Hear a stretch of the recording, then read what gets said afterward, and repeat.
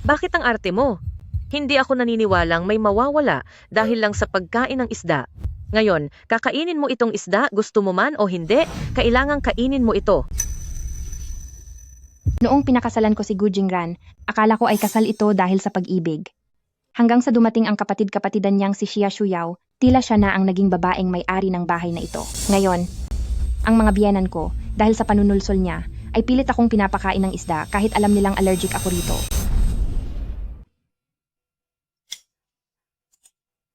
Gusto ni Yaw na kumain nito. Tama po kayo, ma. Sige na, nandito na ang lahat ng pagkain, maupo na kayo at kumain na. Bisperas ng bagong taon. Tapos ang babagal nyo pa. Tama nga, ang babagal niyo kumilos sa lahat ng bagay. Shuyao, heto, kumain ka ng isda. Para maging masagana ang taon, pinakamalambot itong tiyan ng isda. Talagang itinira ito ni Godmother para sa iyo. Salamat po, Godmother. Kumain din po kayo, Sister Ziyu. Salamat po sa inihanda niyong hapunan ngayong gabi.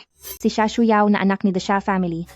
Nalugi ang pamilya nila 2 taon na ang nakakaraan. Si Father Xia ay nawala na dahil sa kawalan ng pag-asa. Nagpakasal muli at umalis si Mother Xia. At si Xia Shuyao naman ay kinupkop ni The Gu family at dito na siya tumira sa loob ng 2 taon. Hindi ako kakain ng isda. May nagawa po ba akong mali, Shuyao? O baka naman dahil pinagsilbihan ako ni Godmother, kaya hindi masaya si Sister Ziyu? Ano? Matanda na ako, kailangan ko pa bang magpaalam sa iyo bago ako magsilbi ng pagkain? Ma, hindi po iyon ang ibig kong sabihin. Allergic po ako sa isda. Talagang hindi ko ito pwedeng kainin. Allergy? Ang sabihin mo, maarte ka lang. Pero Sister Ziyu, wala namang problema noong kumain ka ng ibang seafood at hipon. Bakit sa isda lang may allergy? O baka naman, allergic lang si Sister Ziyu sa pagkain na galing kay Shuyao? Wen Ziyu, pinakasalan ka ni The Gu family hindi para maging mapili ka sa pagkain. Binibigyan ka ni Shuyao ng pagkain ng bukal sa loob. Huwag kang walang hiya. Ito na naman, tuwing nagsasalita ang babaeng ito, lagi niyang napupukaw ang galit ng mga biyenan ko. Wenjiu, bagong taon ngayon, huwag kang gumawa ng gulo. Pa, wala po akong ginagawang gulo. Sabi po ng doktor, allergic ako sa isda, mamamaga ang lalamunan ko. Tama na, hindi naman nakakamatay ang allergy. Anong masama kung kumain ka ng konti? Hindi nga ito simpleng sakit, pero maaari itong magdulot ng panganib sa buhay ko. Sige, walang problema. Sister Ziyu, sa totoo lang, ang allergy ay dahil lang sa mahinang katawan. Kapag madalas kumain, mawawala rin iyan. Wen Ziyu, kung gusto mo pang manatiling asawa ni The Gu family, maging makatwiran ka naman, kainin mo ang isda at humingi ka ng tawad kay Shuyao. Pagkatapos ng lahat, ikaw ang mali rito. Bilang asawa ni The Gu family, kailangang maging mabait, marunong makibagay, at masunurin. Sinunod ko iyon sa loob ng 3 taon. 3 taon, pero ang napala ko lang ay, si Xia Shuyao ang nakaupo sa pwesto ko, pinagsisilbihan, pinupuri, at pinagtatanggol ng mga biyanan ko, habang ako na si Wen Ziyu, ay walang kahit katiting na karapatang tumanggi sa pagkain ng isda. Pagod na ako. Babalik na muna ako sa kwarto para magpahinga. Godmother, bisperas ng bagong taon ngayon, ngunit hindi siya sumabay sa hapunan, tila galit nga talaga sa akin si Sister Ziyu. Kasalanan ko po ang lahat. Huminto ka riyan. Kainin mo itong isda bago ka umalis. Ma, hindi ko talaga pwedeng kainin yan. Pakiusap po, huwag niyo na akong pahirapan. Anong nangyayari dito? Jingran, ayaw po kumain ng isda ni Sister Ziyu. Dahil sa kaniya, si Godmother ay naging masama ang loob. Bisperas ng bagong taon ngayon, huwag mo nang bisitin si Mama. Kahit kumagat ka lang ng konti bilang paggalang. Gu Jingran, nakalimutan mo na ba na noong huling beses na aksidente akong nakakain ng fishball, na ospital ako para sa emergency? Baka dahil lang sa marumi ang pagkain sa labas noon, Sister Ziyu. Itong isda ngayon ay galing pa sa ibang bansa at sariwang-sariwa. Hindi ka mapapahamak sa kakarampot na kagat. Gu Jingran, iyon din ba ang tingin mo? Kung may mangyari mang masama, isusugod kita sa ospital. Kaya pala, sa kaniyang puso, ang kaligtasan ko ay hindi kasing halaga ng kasiyahan ni Mama at mas matimbang pa ang iilang salita ng panunulsol ni Xia Shuyao. Gu Jingran, uulitin ko sa'yo, hindi ako kakain ng isda. Hindi ko isasapalaran ang sarili kong kaligtasan. Sister Ziyu, kakain ka lang naman ng isda. Akala mo ba ay nina Jingran at Godmother? Nasadyang gagawan ka ng masama? Hayaan nyo na. Godmother, ako na po ang may kasalanan sa lahat. Babalik na lang po ako sa kwarto para doon kumain. Huwag nyo nang hayaan na dahil sa akin, masira ang hapon ng buong pamilya para sa hapunan ng bagong taon. Bakit ka babalik doon? Hindi mo naman kasalanan. Wenjiu, itong isda, kakainin mo ba o hindi? Hindi. Godfather, Godmother, huwag na po kayong magalit. Kahit pa, narinig ko na ang allergy ay pwedeng mawala ng unti-unti. Malamang ay natatakot lang si Sister Ziyu.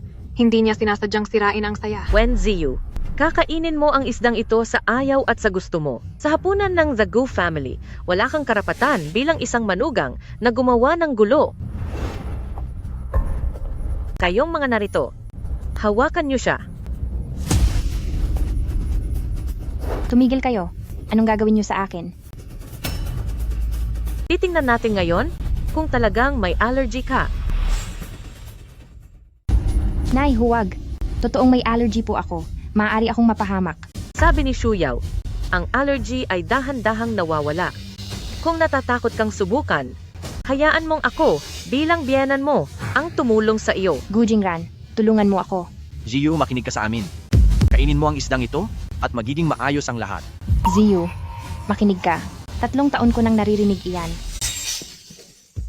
Halina, kampay. Ziyu, makinig ka. Ngayon lang natin makakasama ang mga tiyuhin at si tita, kaya makipag-inuman ka na sa lahat. Iyan ang tamang asal.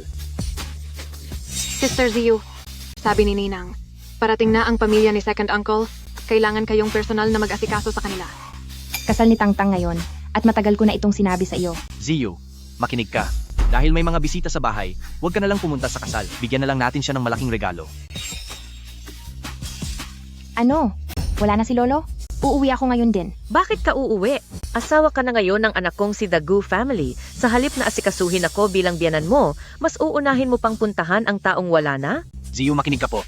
Sa pagkakataong ito, kailangan ni nanay ng mag-aalaga. Kapag nagkaroon ako ng libreng oras, sasama ako sa iyong bumisita kay Lolo. Ang kapalit ng pagsunod ko sa pagkakataong ito ay ang kapakanan ng aking buhay. Gu Jingran, nakalimutan mo na ba ang sinabi mo noong kasal natin at ang pangako mo sa akin? Ziyu, nangangako ako, aalagaan kita habang buhay, at hindi ko hahayaang saktan ka ng kahit sino. Nay, wag na lang kaya natin ituloy ito? Napakabait po ni Ninang. Buong puso siyang tumutulong kay Sister Ziyu upang malampasan ang kanyang kinatatakutan. Bakit ba sa tingin niya ay masama si Ninang? Wala akong pakialam sa sasabihin ninyo. Dapat niyang kainin ang isdang ito. Ang pangakong habang buhay noon, sa ngayon, 3 taon pa lamang ang lumipas. Ang pagkapagod ng puso ay sa isang iglap lang.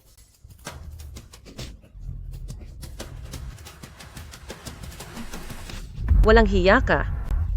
Naglakas loob kang kagat ako. Ziyu, sumunod ka na. Humingi ka ng paumanhin kina mama at papa para matapos na ang gulong ito. Hanggang ngayon, pinipilit pa rin niya akong sumunod. Dahil kapag naging masunurin lang ako at tinanggap ang mga pang-aabuso, ay doon lang siya hindi madadamay. Ngayong pagkakataon, hindi na ako susunod sa iyo.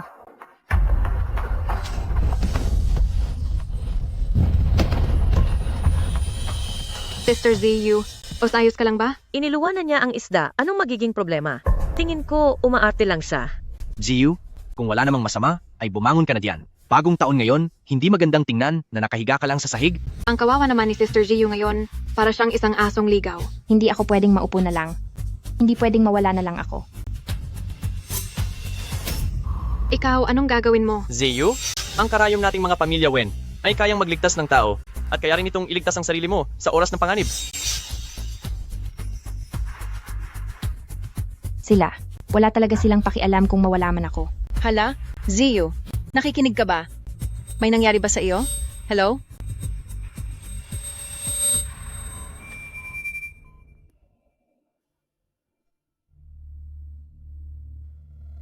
Buti naman at gising ka na, tinakot mo ako.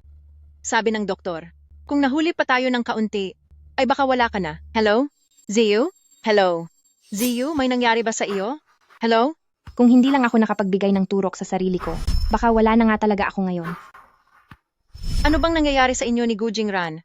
Sa lagay mong iyan, hindi ka man lang dinala ni The Gu family sa ospital. Ang daming arte.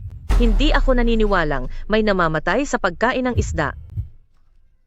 Masyado silang malupit. Sa ginagawa nila, anong pinagkaiba nito sa krimen? Ziyu, hindi naman sinasadya ni mama dahil maayos ka naman na patawarin mo na siya. Ziyu, hindi naman sinasadya ni mama yon. At dahil ayos ka naman na, patawarin mo na siya. 3 taon ang nakalipas, masaya akong nagpakasal sa The Gu family. Akala ko kung magiging mabuti lang ako, kung magpaparaya ako, at magtitiyaga sa kanila, matatanggap din nila ako. Ngunit napatunayan ko na ang sobrang pagpaparaya at pagpapakumbaba ay nagre-resulta lang sa mas matinding pang-aabuso at maaari pa akong mawala ng tuluyan. Sa pagkakataong ito, hindi na ako magtitiis.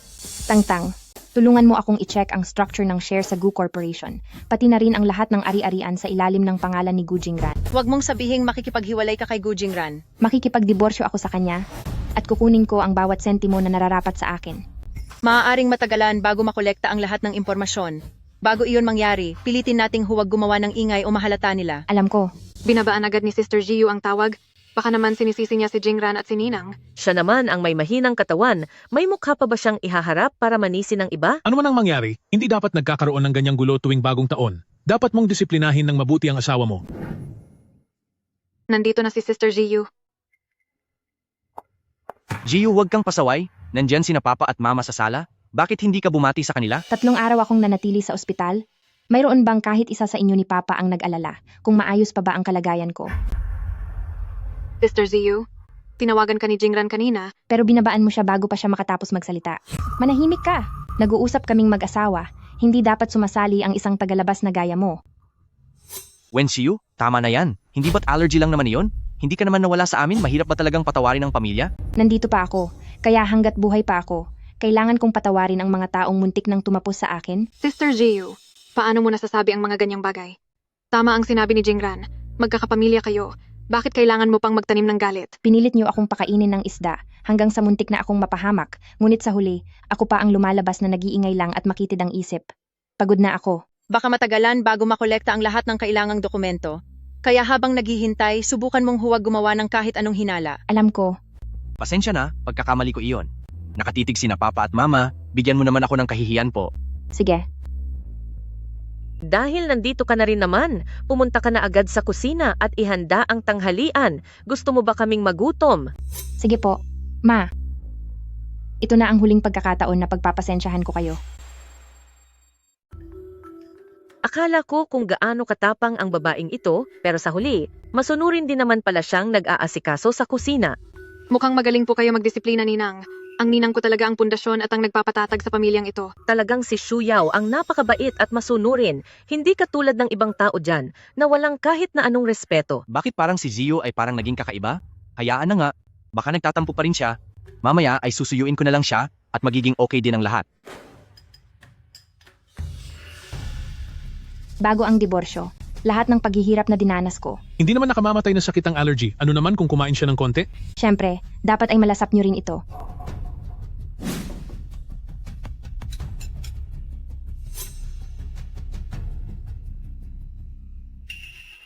Anak, anong nangyari sa iyo? Ayos ka lang ba? Ay, nagkamali ba ako kanina? At peanut butter ang nailagay ko sa halip na sesame butter. Hindi mo ba alam na may allergy sa mani si Jingran? Wenziu, tama na yan. Allergy lang naman iyon, di ba? Hindi naman nawala ang buhay niya. Mahirap pang patawarin ng pamilya. Hindi ba't allergy lang naman iyon? Hindi naman nakamamatay iyon. Bilis! Dalhin siya sa ospital? Wenziyu, ikaw na masamang babae ka. Kapag may nangyaring masama kay Jingran, lagot ka sa akin. Alam niyo naman pala na, delikado sa buhay ang allergy. Panimula pa lang ito. Madam, narito na po ang mga in-order ninyo. Mahina ang panunaw ng biyanan ko. Hindi siya pwedeng kumain ng mga malalamig. May allergy si Gu Jingran sa mani at may malalang anxiety at sakit sa tiyan. Ang mga gamot na ito ay inihanda ko para sa kanila. Dati ay ibinigay ko ang lahat para sa inyo. Ngunit ngayon, hindi na kayo karapat-dapat. Kung hindi dahil kay Xia Shuyao, ay hindi ko rin maiisip na magkabit ng mga surveillance camera sa loob ng bahay.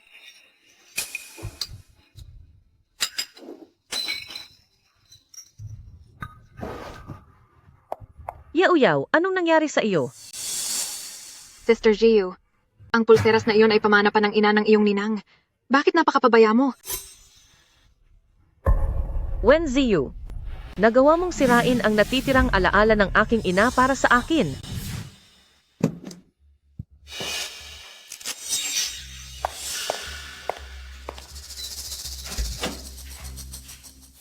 Sa paghahati ng mga ari-arian, kailangan natin ang mga ebidensyang ito. Sinta, Napaka-importante ng mga ebidensyang ibinigay mo. Kapag nalinaw ko na ang mga ari-arian sa labas ng bansa ni Gu Jingran, ay maaari na nating simulan ang proseso ng paghihiwalay. Sige, hihintayin ko iyan. Buti na lang at nakarating tayo sa tamang oras. Sabi ng doktor, pagkatapos nitong 2 bote ng dextrose, ay maaari ka na ring makalabas ng ospital. Pero kailangan mo pa ring magpahinga sa loob ng 2 araw. Sa dami ng pwedeng makuha, bakit naman peanut butter pa ang kinuha ni Sister Ziyu? Baka naman nananadya na siyang gumanti? Huwag kang magsalita ng ganyan. Mahal na mahal ako ni Jiu. Hindi niya ako kayang hayaang mahirapan ng kahit konti, kaya hindi niya magagawa ang bagay na iyon. Sa bagay, duwag naman talaga ang babaeng iyon, wala siyang lakas ng loob para saktan ang anak ko. Wen Ziyu, masuwerte ka sa pagkakataong ito. Darating ang oras, at palalayasin din kita sa The Gu family. Sige po, may oras ako. May oras ako. Maluwalhati ko kayong tatanggapin anumang oras. Ang pamilya ng pangalawa mong kapatid ay darating bukas para magbagong taon. Dapat na ayusin ng mabuti ang pagsalubong sa ating pagsasalusalo. Si Sister Ziyu ay laging masipag, at alam niya rin kung ano ang gusto ng bawat isa sa ating mga nakatatanda. Ano kaya? Kung ang mga preparasyon para sa handaan ay ipaubaya na lang natin kay Sister Ziyu, sigurado naman akong papayag siya.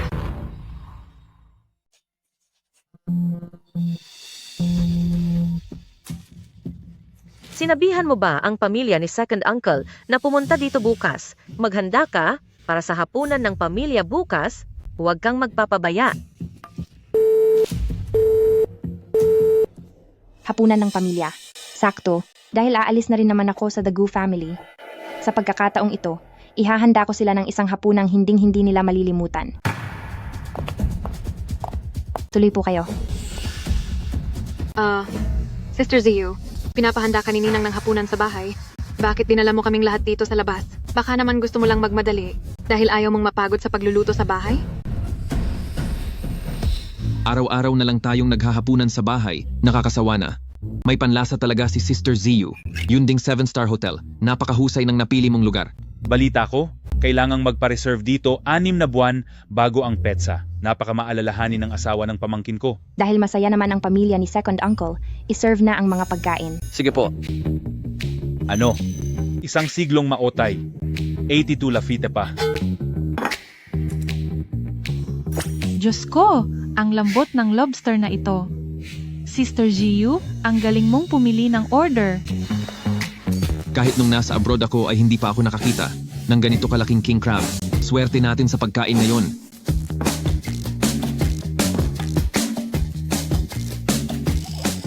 May allergy sa seafood si Xia Shuyao, may sakit sa tiyan ang mga biyanan ko, at may gout naman ang biyanang lalaki. Ang mga pagkain ito ay sadyang inihanda ko para sa kanila. Wenjiu, anong ibig mong sabihin? Alam mong maselan ang tiyan ko at bawal ako sa malalamig na pagkain. Puro malalamig at hilaw ang mga ito? Sinasadya mo ba ito? May gout ako. Sabi ng doktor, hindi ako pwedeng kumain ng seafood. Naghanda ka ng ganito karaming seafood? Ano ba talagang balak mo? Sister Ziyu, may allergy ako sa seafood. Ma, ang pagkakaroon ng mahinang tiyan ay hindi naman sakit. Hindi mo kailangang mag-diet ng sobra. Tingnan mo si tita, ang sarap ng kain niya. Oo nga, ang daming inihanda ni Ziyu sa mesa. Lahat ito ay masasarap na pagkain. Masyado lang maarte ang hipag ko. Habang lalo kang umiiwas sa pagkain, lalong hihina ang katawan mo. Ma, itong Boston lobster na ito, kakakuha lang nito at kakarating lang via air cargo ngayong araw. Sariwang-sariwa ito. Hayaan mo na akong manugang mo ang tumulong sa iyo. Sabi ni Shuyao, ang allergy ay pwedeng mawala pa konti-konti. Kung ayaw mong sumubok, hayaan mong ako na bilang biyanan mo ang tumulong sa iyo. Ma, tikman niyo po ito. Sabi ng hindi ako kakain. Ilayo mo, bilis, ilayo mo iyan. Ma, hindi ba't ikaw ang pinaka-istrikto sa patakaran? Kapag kumakain ng pamilya, dapat masaya lang tayo. Oo nga naman ate. Napakabait na manugang ni Ziyu, isusubo na nga sa bibig mo. Huwag mo naman sanang biguin ang loob niya. Kumain ka na kahit isang kagat, maliit na bagay lang iyan. Huwag mo nang masyadong artehan. Ma, ang pagkaing isinubo mo, huwag mong iduduwal, mawawalan kami ng gana. Ang allergy ay dahil lang sa mahinang katawan. Kakain lang ng kakain at mawawala rin iyan. Sister Ziyu, ang totoo, mahina lang ang resistensya mo kaya ka may allergy. Kakain lang ng kakain para masanay. Hindi ako pwedeng kumain. Sister Ziyu, ito ba ay paraan mo ng pagganti sa amin, tama ba? Cha Shuyao, maayos kitang tinutulungan na malampasan ang takot mo. Pero bakit sa tingin mo, ay masama akong tao? Napakabuti ng puso ng ninang.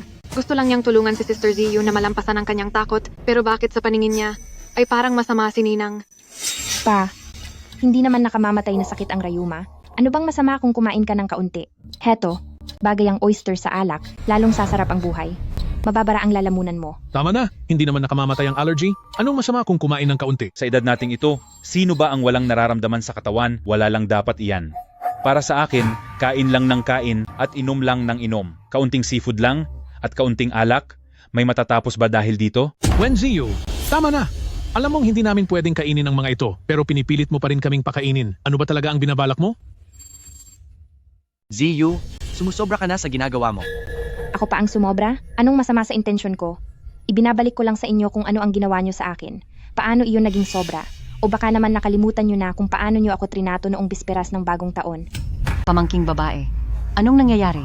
Inapi ka ba ng pamilya ng panganay kong kapatid? Sabi ko allergic ako sa isda. Pero pinahawakan ako ng biyanan ko sa mga katulong at pilit nilang isinalpak sa bibig ko ang karne ng isda. Bakit ang arte mo? Hindi ako naniniwalang may mawawala dahil lang sa pagkain ng isda. Ang isdang ito, kakainin mo ito sa gusto mo o sa hindi. Kuya, talaga bang ginawa niyo iyan kay pamangking babae? Kahit pa si Sister Ziyu ay pumasok sa pamilya The Gu family, pero ang gawin niyong iyan ay sobrang pang-aapi na. Wala na bang karapatang pangtao rito? Ang tiyan ko. Ma, kumusta po kayo? Ayos lang ba kayo? Ah, ang kati. Napakakati. Ang mukha ko. Anong nangyari sa mukha ko? Wen Ziyu, tingnan mo ang ginawa mo. Bilis, pumunta tayo sa ospital. Anong nangyari? Bakit hindi mabuksan ang pinto? Wen Ziyu, bilisan mo at pabuksan ang pinto. Kapag may mangyaring masama sa mama mo, pagbabayarin kita. Isang kagat lang ang kinain ni Mama. Anong masamang mangyayari doon? Baka nagkukunwari lang siya. Ate, isang kagat lang iyan ng hipon. Hindi ka naman siguro ganyang kaarte? Sa totoo lang, ikaw naman itong namilit kay pamangking babae na kumain ng isda kanina.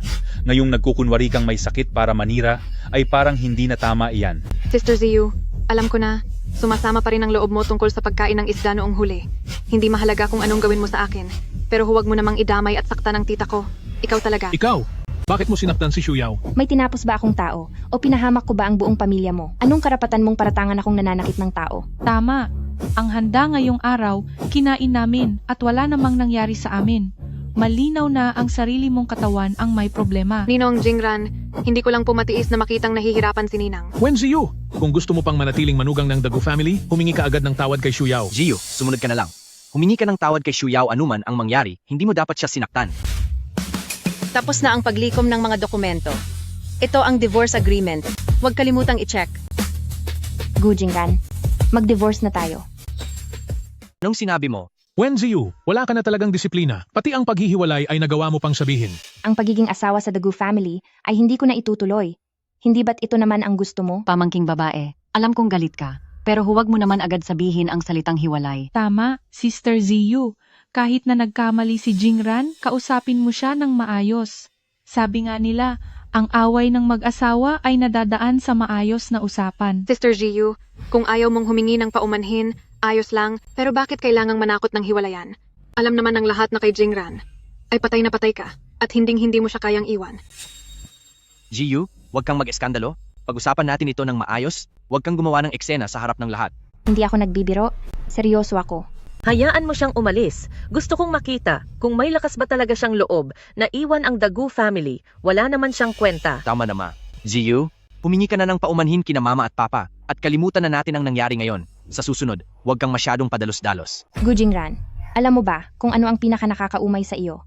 Kapag may problema, lagi mo lang itong iniiwasan. Pinipilit akong maging mapagbigay at pinipilit akong sumuko na lang. Inaalala mo ang mukha ng mga magulang mo. Inaalala mo ang mararamdaman ng lahat. Pero kailanman ay hindi mo ako pinahalagahan. Ang ganitong buhay. Pagod na ako. Ziyu, anong pinagsasabi mo? Sinabi mo talagang nakakaumay ako? Wen Ziyu, tapos ka na ba sa pag-iinarte mo? Sa tingin ko ay naging mabuti naman ang The Gu family sa iyo. Ano pa ba ang gusto mong mangyari? Wen Ziyu, ang lakas na ng loob mo. Nagawa mo pang pagsalitaan ng anak ko ng ganyan. Hindi ba't gusto mong makipaghiwalay? Kung talagang matapang ka, gawin mo na. Huwag puro salita lang. Naku. Narito pala ang lahat. Eksakto, nandito ako para kay Jiu para ibigay ang mga papel sa paghihiwalay. Hindi pwede. Makikipagdiborsyo ang matalik kong kaibigan. Paanong hindi ako sasama? Sabi ni Jiu. Mayroon silang handaan sa Yunding 7-star hotel, may pagtitipon ang pamilya doon. Ano? Anong kasunduan sa diborsyo? Sister Ziyu, totoo bang makikipaghiwalay ka na kay Jingran? Wen Ziyu, ang lakas ng loob mo. Salamat. Magkaibigan tayo, wag mo nang isipin yon.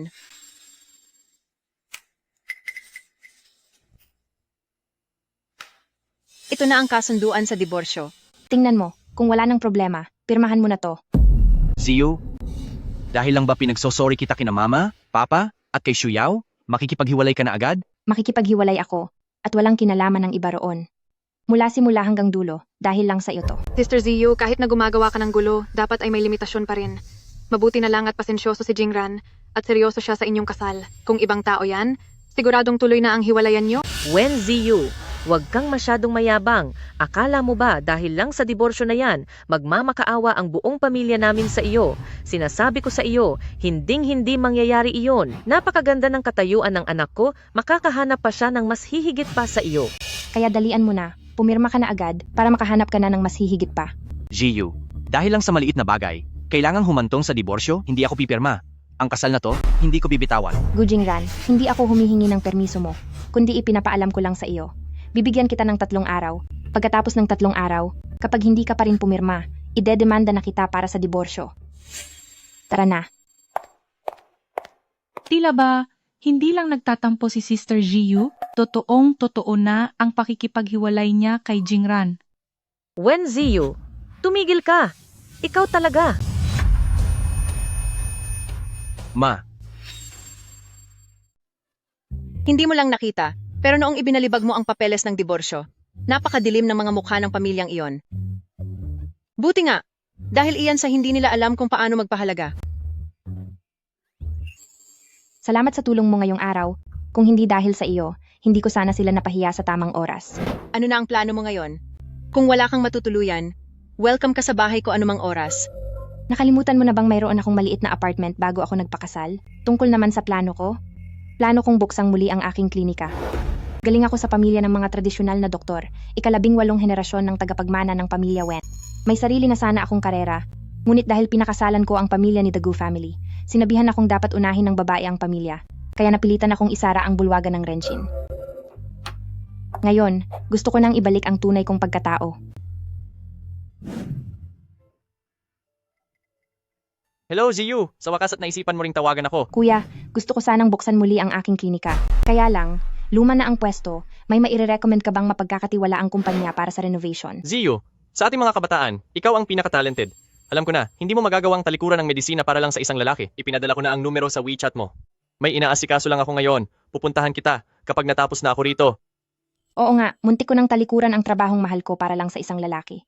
Buti na lang at nagising ako sa katotohanan. Mula ngayon, ako, si Wen Ziyu, ay mabubuhay na para sa aking sarili.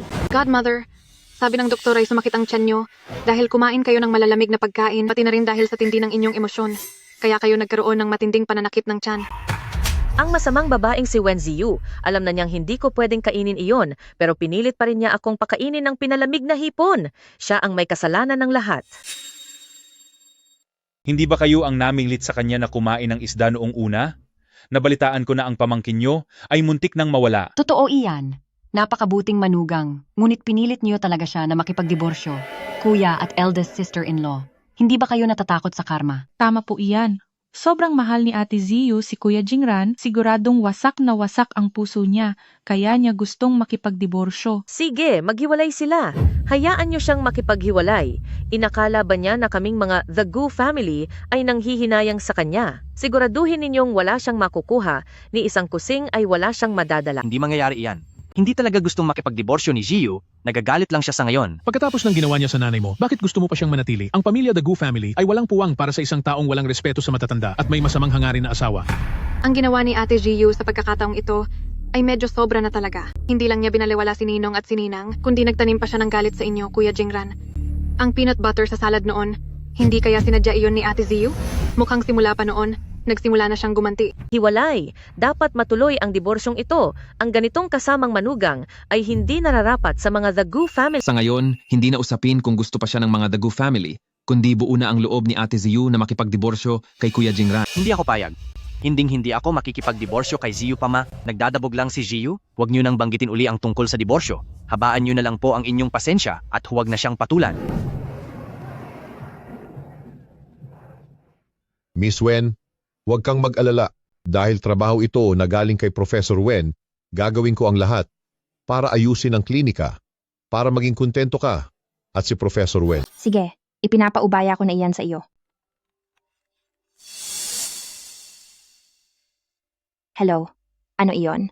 Ziyu, mag-usap tayo tungkol sa ating diborsyo. Sister Ziyu, sabi ni Jingran makikipagkita ka sa kaniya sa cafe. Kaya kumapal na ang mukha ko na sumunod, hindi ka naman magagalit, di ba? Pirmado na ba ang kasunduan? Tapos na ang palugit na 3 araw. Ziyu, kailangan ba nating umabot sa ganito? Alam kong pinilit ka ni na papa at mama na kumain ng isda, na nagpangit ng loob mo, pero di ba, nakapaghiganti ka naman na pagkatapos, kahit gusto mong gumawa ng gulo. Dapat ay tumigil ka na. Oo nga, Sister Ziyu. Nung araw na umalis ka, na-ospital si Ninang dahil sa tindi ng sakit ng sikmura. Kahit na may hinanakit ka kay Ninang, nakatanggap na siya ng leksyon. Hanggang ngayon, iniisip mo pa rin bang nag-iinarte lang ako? Ziyu, makinig ka. Magulang pa rin sila. Bumalik ka doon at humingi ng tawad pagkatapos ay magpatuloy na tayo sa pamumuhay ng maayos. Sige na? Dahil ayaw mong pumirma, antayin mo na lang ang demanda ko para sa diborsyo. Ziyu, kailangan ba talagang maging ganito kalubha? Minsan din tayong naging mag-asawa. Ano ba ang hindi natin mapag-uusapan ng maayos? Sister Ziyu, hindi tama ang ginagawa mong gulo. Kahit pa malawak ang pag-unawa ni Jingran at hindi siya makikipag-away sa iyo, hindi ka dapat umasta ng ganyan. Ikaw?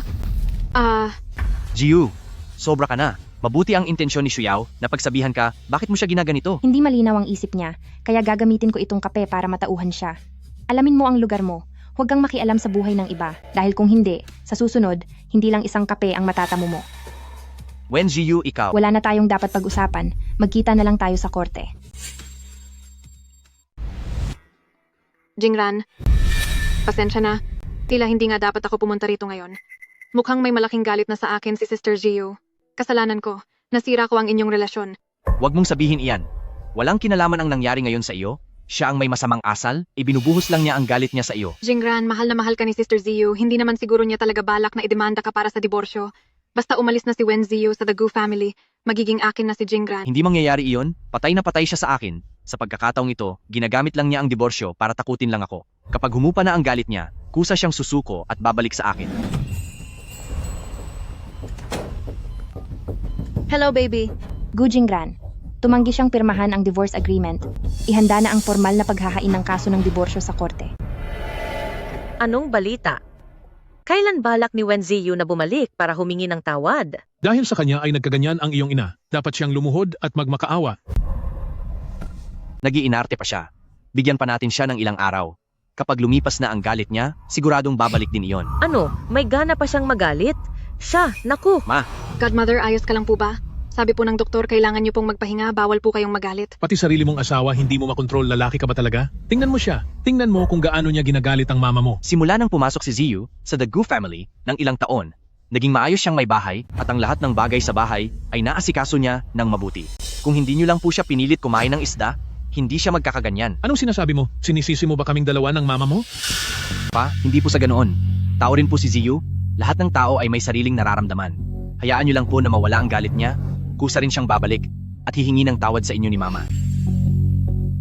Pero, sabi ni Sister Ziyu, idedemanda raw niya ang diborsyo at hindi ko alam kung totoo iyon. Mabuti ang intensyon kong payuhan siya, pero binuhusan pa niya ako ng kape. Ang masamang babaeng iyon, nagawa kanyang buhusan ng kape at gusto pa niyang mag-file ng diborsyo. Kapag umabot ito sa korte, ako, si The Gu family, ay hindi papayag na mapahiya. Hindi niyo ba alam ang ugali niya? Puro salita lang siya, hindi niya talaga itutuloy ang kaso. Dapat lang.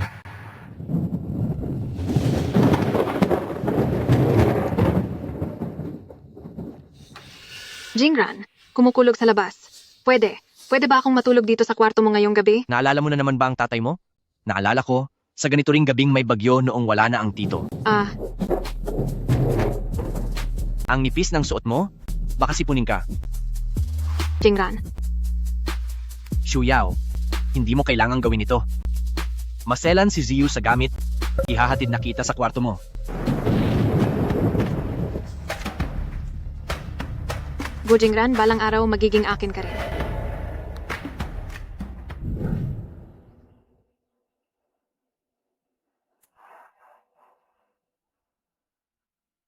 Mahina ang tiyan ng biyanan ko, hindi siya pwedeng kumain ng hilaw at prito. At may malalang sakit sa tiyan si Gu Jingran pati na anxiety, kaya kailangang ipagluto siya ng gamot araw-araw. Dati, kailangang gising na ako bago pa mag-umaga para magtrabaho, pero ngayong nakaalis na ako sa The Gu family, natanto ko na ang buhay pala ay pwedeng maging payapa at komportable. Sa susunod na kabanata ng buhay ko, mabubuhay na ako para sa sarili ko.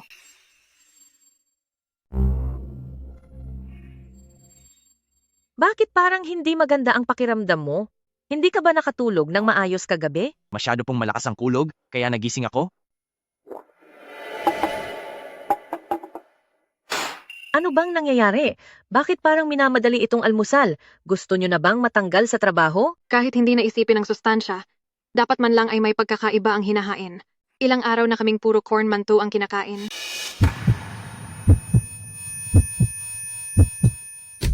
Ano't nangyayari sa iyo? Sumasakit na naman ba ang sikmura mo? Siguro po dahil kulang sa pahinga, at dahil na rin sa sobrang tagal na walang laman ng tiyan, kaya medyo masama ang pakiramdam ko. Bilis, nasaan na ang nakahandang herbal porridge para kay Batang Master? Dali, ilabas nyo na. Naku madam, dati po, ang mga almusal natin ay ang asawa niyo po ang naghahanda, bago pa man sumikat ang araw. Pati po yung mga herbal porridge, asawa niyo po ang personal na nagluluto noon. Hindi po kami marunong. Isang kumpol ng mga walang silbi. Hindi ibig sabihin na wala si Wen Jiu dito, ay hihinto na ang buhay nating lahat. May delivery po para kina Gu Jingran at Mr. Gu. Kailangan pong pirmahan ng personal.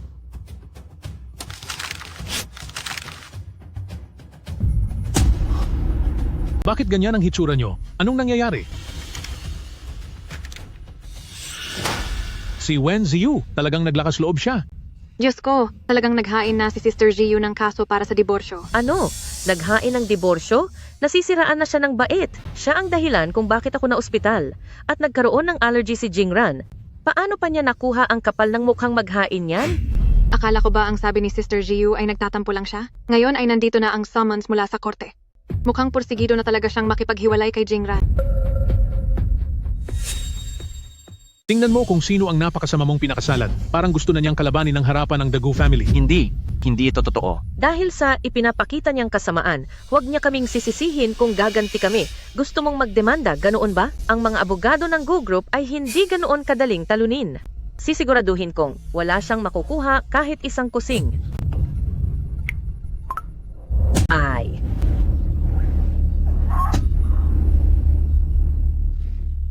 Bakit may video siya? Naglagay ba siya ng CCTV sa loob ng bahay? Gu Yunzhou, anong nangyayari? Anong ginawa ninyong mag-asawa kay Ziyu? Diyos ko, totoo ba ang video na ito? Alam niyo namang may allergy sa isda si Ziyu. Tapos pinilit niyo pa siyang kumain. Pang-aabuso na ito. Hindi, balak niyo siyang saktan. Pwede akong magtestigo, totoong-totoo ang video na iyan. Muntik nang mawala sa mundo si Sister Jiu. Kaya naman pala gustong makipag-divorce ng asawa mo. Sobra na ang ginawa niyo. Napakabaliw nito. Pinilit niyo siyang kumain ng ipinagbabawal sa kanya. Hindi ba kayo natatakot na maparusahan ng langit? Yari na tayo. Masisira na ng tuluyan ang pangalan natin. Utusan niyo si Wen Jiu na ipatanggal agad ang video na iyan. Hindi dapat ipinagkakalat ang gulo sa loob ng pamilya dahil sa ginagawa niya. Parang itinatapon niya ang dignidad natin sa sahig para tapakan. Nakuha niyo ba ang video sa group chat? Nagulat ba kayo? Siya nga pala, meron pa akong ilang mga regalo na ibibigay sa iyo. Gu Jingran, natanggap niyo na ba ang subpina mula sa korte? Alam kong ang mga abogado ng The Gu family ay napakalakas, pero sa harap ng malinaw na ebidensya, ano kaya sa tingin niyo ang magiging desisyon ng korte? Jiyu, ano ba talaga ang gusto mo? Isinend mo ang video sa family group chat? Hindi mo man lang ba inisip ang kahihiyan ni na papa at mama? Gusto ko lang makipag-Dio Ersyo at makuha ang para sa akin. Tungkol naman sa dangal nila, wala na akong pakialam doon. Jiyu, bakit ka naging ganyan? Ikaw talaga. Marami akong oras, pero hindi ko alam kung kakayanin ng reputasyon at stock price ng Gu Corporation ang mangyayari. Gu Jingran, dahil ayaw mong pirmahan ang divorce papers, ihahanda ko na ang formal na paghahain ng kaso para sa diborsyo sa korte. Baby, huwag kang magmadali. Ang kaso sa diborsyo ay isang mahabang labanan na nakakaubos ng lakas. Kung may iba pang paraan, hindi ko mairerekomenda ang hakbang na ito, pero maaari nating gamitin ang sarili nilang bigat laban sa kanila. Napakahalaga sa The Gu family ang kanilang mukha. Maaari nating gamitin ang subpina mula sa korte para doon. Gu Jingran, ngayon, dapat mas nagmamadali ka kaysa sa akin, di ba? Wen Ziyu, nababaliw ka na talaga. Ano bang balak mo? Gusto mo bang pabagsakin ang The Gu family? Binabalaan kita. Kaagad, bawiin mo ang kaso ngayon din. Kung hindi, Binaba ni Sister Jiyu ang tawag. Mukhang handa na talaga siya para sa laban sa diborsyo sa korte. Kung kumalat ang balita tungkol sa diborsyo, malaki ang magiging epekto nito sa Gu Corporation, di ba? Hindi pwede. Hindi dapat umabot ito sa korte. Ang The Gu family ay hindi kayang harapin ang kahihiyang ito. dali, pigilan mo siya. Paalisin mo sa kanya ang kaso. Ang stocks at reputasyon ng Gu Corporation ay hindi dapat madamay kahit konti. O baka gusto mong subukan nating kausapin si Sister Jiyu? Baka lumambot ang puso niya at magbago pa ang isip niya. Tama, tawagan niyo siya.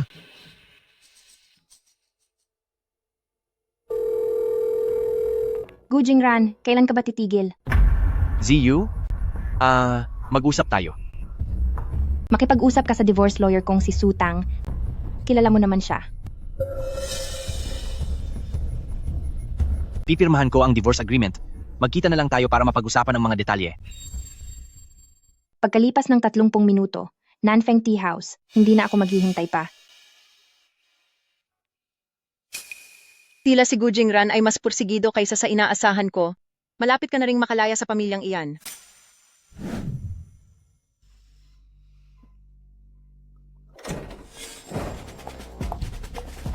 Wen Ziyu, ang lakas ng loob mong isend ang video sa group chat ng pamilya at nagbabalak ka pa talagang magdemanda.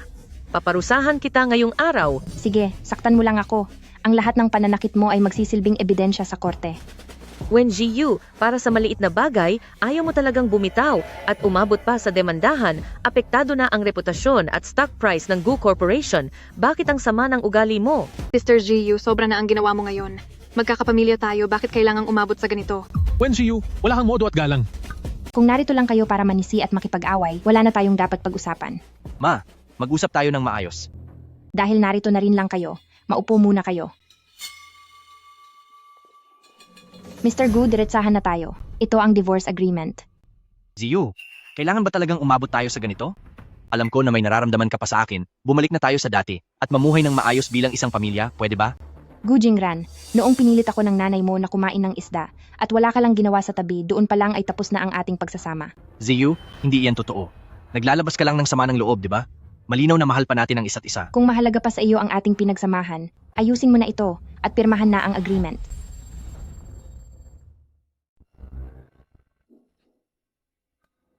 Okay lang kahit ayaw mong pumirma. Tutal, kumpleto na ang mga ebidensya. Kaya ko namang maghintay sa hatol ng korte. Konting oras lang naman ang masasayang doon. Hindi pwede. Hindi dapat makarating ang bagay na ito sa korte.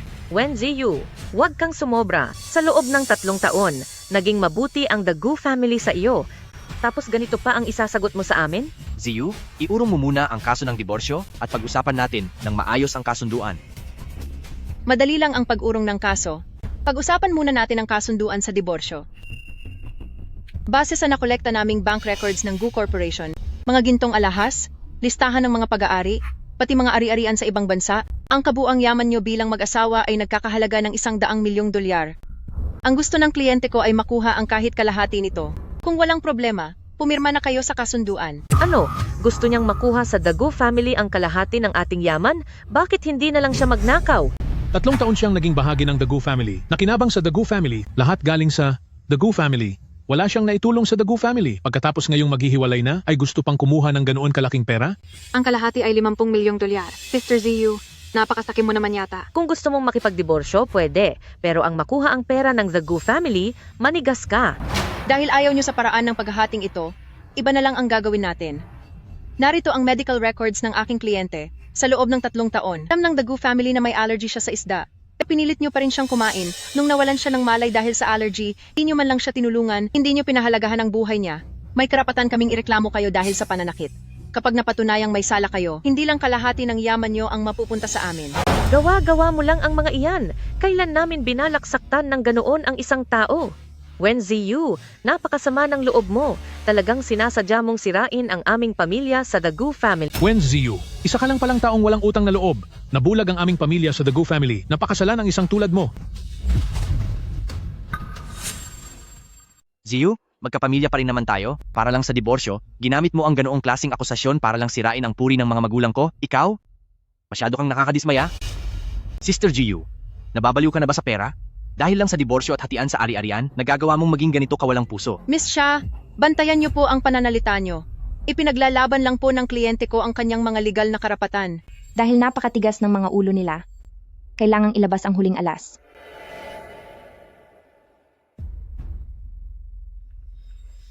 Gu Jingran, binigyan kita ng maraming pagkakataon para tapusin ito ng maayos. Pinilit mo akong gawin ito. Anong ibig mong sabihin? Malalaman mo rin sa lalong madaling panahon. Hoy, President Gu, naku po. Ang tungkol po sa diborsyo niyo ng asawa niyo, nakarating na sa Board of Directors. Gusto po kayong makausap agad ng mga director.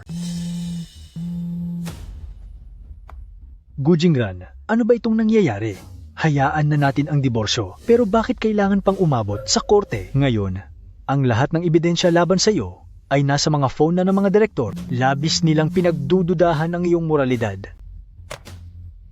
President Gu, huwag mong hayaang ang sarili mong problema ay makaapekto sa grupo, pati na rin sa kapakanan ng mga shareholder. Gu Jingran, kahit ano pa ang gawin mo, siguraduhin mong maayos mo ang pamilya mo ng pribado at suyuin mo ng maayos ang asawa mo. sige. Magaling ang ginawa mong pag-atake sa akin. Wen Ziyu, dahil lang sa diborsyo. Gagawin mo talaga ang lahat. Iisipin ko na lang na pinupuri mo ako. President Gu, pipirmahan pa ba itong kasunduan sa diborsyo? Pipirma kami, pero 10% lang ang ibibigay sa ari-arian. Tama! Ito na ang pinakamalaking pagbibigay na kaya naming gawin. Wen Ziyu, magpasalamat ka na sa ibinigay namin at huwag nang maging gahaman. Mukhang hindi na natin kailangang mag-usap. Hintayin na lang natin ang desisyon ng korte. Sandali! Pipirma na ako. Pirmahan ang divorce agreement. Mayroon tayong 30 araw na palugit para mag-isip. Kailangan muna nating pakalmahin si Ziyu, saka tayo gagawa ng paraan para mabago ang isip niya. Hindi pwede. Kalahati yan ng kayamanan natin. Hindi natin pwedeng ibigay na lang yan sa kanya. Jingran, huwag kang magpadalos-dalos. Kukunin ko lang kung ano ang nararapat sa akin at huwag niyong gawing parang kayong the Gu family ang namamalimos dito. Tama, mabait lang talaga ang kaibigan ko. Kundi dahil doon, sa lahat ng ginawa niyo, mas malaki pa ang dapat niyang makuha sa inyo. O baka naman, mas gusto niyo pang dumaan sa korte at hintayin ang hatol ng batas? Huwag! Hindi tayo pwedeng makarating sa korte. Ma. Ayon sa batas, wala siyang hininging sobra. Ang bagay na ito ay pinal na. Tapusin na natin ito ng maayos. Mr. Gu, dapat noon pa ito ginawa at babawiin ko ang kaso kapag tapos na. Ziyu, sa mga panahong ito, kailangan muna nating pakalmahin ang isa't isa. Kapag nagbago na ang isip mo at gusto mong bumalik, mag-asawa pa rin tayo. Imposible na yan. Pagkalipas ng 30 araw, huwag mong kalimutang kunin ang divorce certificate. Kapag hindi ka pumunta, mapipilitan akong palakihin ang gulo. Napakasamang babae. Isa talaga siyang masamang babae. Ibibigay mo ba talaga sa kanya ang kalahati ng yaman natin? Paraan lang ito para patagalin ang oras. Sa sandaling kumalma na siya, babalik din siya sa The Gu family. Hindi matutuloy ang divorce na ito. Bakit? Para saan pa? Ano bang mayroon ng babaeng yan? Sa kabila ng lahat, iniisip pa rin siya ni Jingran. Mahusay ang naging plano natin, iwan mo na sa akin ang iba. At kunin mo na ang certificate pagkatapos ng 30 araw. Salamat sa iyo, Tangtang. Pero kailangan mong mag-ingat. Hindi basta-basta ang biyanan mo. Hanggang hindi pa ito tapos, huwag kang magpapabaya. Haharapin ko ang anumang darating, kahit ano pa ang mangyari. Handa na akong lumaban hanggang dulo.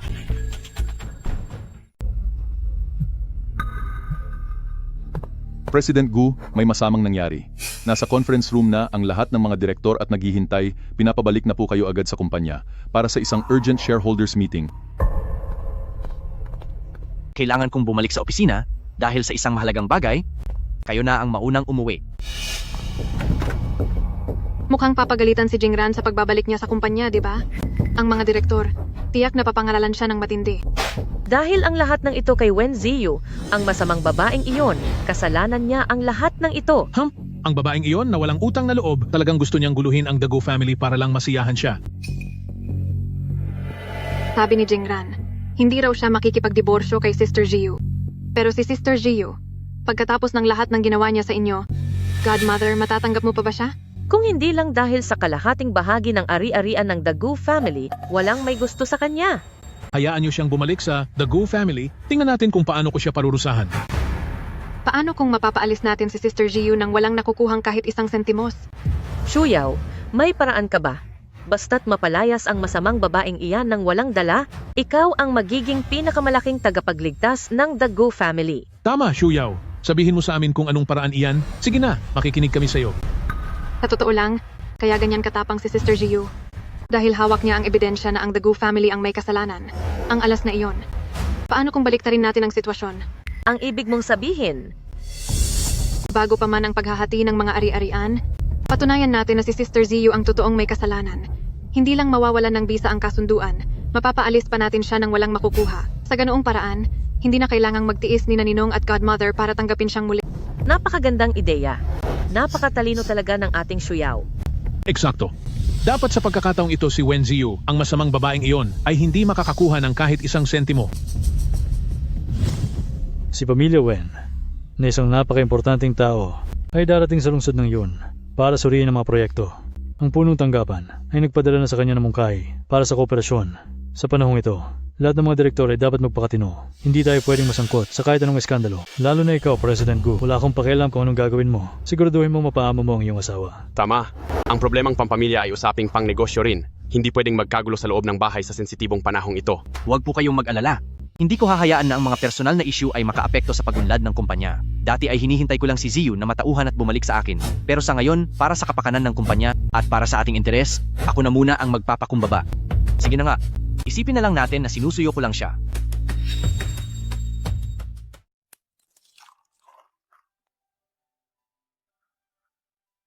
Hello po, paki-receive lang po ang bulaklak.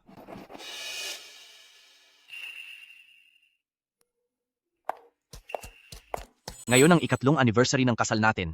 Ziyu, magbati na tayo. Gu Jingran, nagkasundo na tayo na maghihiwalay ng maayos, kaya huwag mo akong asarin. Ziyu, ito ang concert tour ng paborito mong mang-aawit, manood tayo ng magkasama. Alam ko, naging gago ako noon, pero simula ngayon, dodoblehin ko ang pagmamahal sa iyo. Gu Jingran, bilang tao dapat ay marunong kang tumanggap at bumitaw. Huwag mo akong hayaang maliitin kita.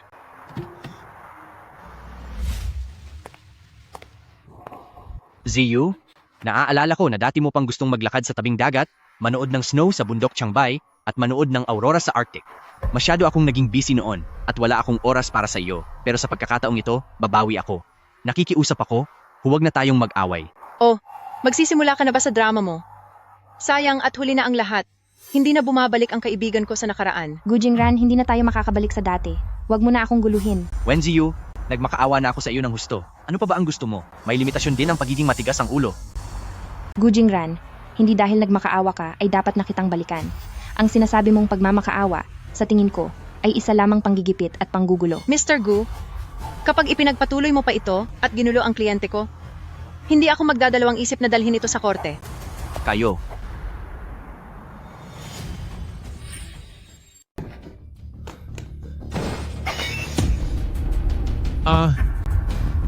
Anong ginagawa mo? Bakit uminom ka ng ganito karami? Hindi na ako makakabalik. Ngayon ay talagang ayaw na sa akin ni Ziyu. Talagang hindi na niya ako kailangan. Jingran, pinuntahan mo na naman ba si Sister Ziyu? Nabalitaan ko mula kay Special Assistant Lee na nagpadala ka raw ng mga bulaklak at nagbigay pa ng mga ticket sa concert at kumuha ka pa raw ng leave para samahan siyang mamasyal. Ganoon mo ba talaga siya hindi malimutan? Napakawalang modo ng babaeng iyon. Binaba mo na ang sarili mo para suyuin siya, pero nag-iinarte pa rin siya. Kahit isang babae lang ay hindi mo makontrol at hinayaan mo pang maging ganyan ang itsura mo, nasisira mo ang pangalan ng pamilyang The Gu family?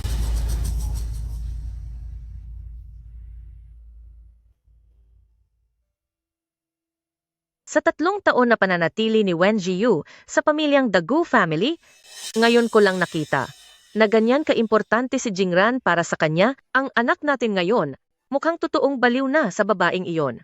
Wala kang silbi. Napakaduwag mo. Dahil lang sa isang babae, paano ka naging anak ng isang Gu Yunjo? Si Sister Ziyu ay wala ng respeto dati pa sa tatay na si Godmother. Ngayon naman ay si Jingran ang masyadong nahuhumaling sa kanya. Kapag nakabalik siya sa The Gu family, baka lalo na siyang walang galang kay Godmother at balewalain kayo. Magagawa ba niya iyon? Tama ang sinabi ni Shuyaw. Dahil sa kinikilos ng anak ko, lalong yayabang ang babaeng iyon. Kung makakabalik man siya sa The Gu family ay hindi pa sigurado, hindi ko kailangan ng manugang na gaya niya. Godmother, anong ibig mong sabihin? Shuyao, natatandaan kong sinabi mo, hanggat siya ang may kasalanan, ay mapapalayas natin siyang walang anumang makukuha.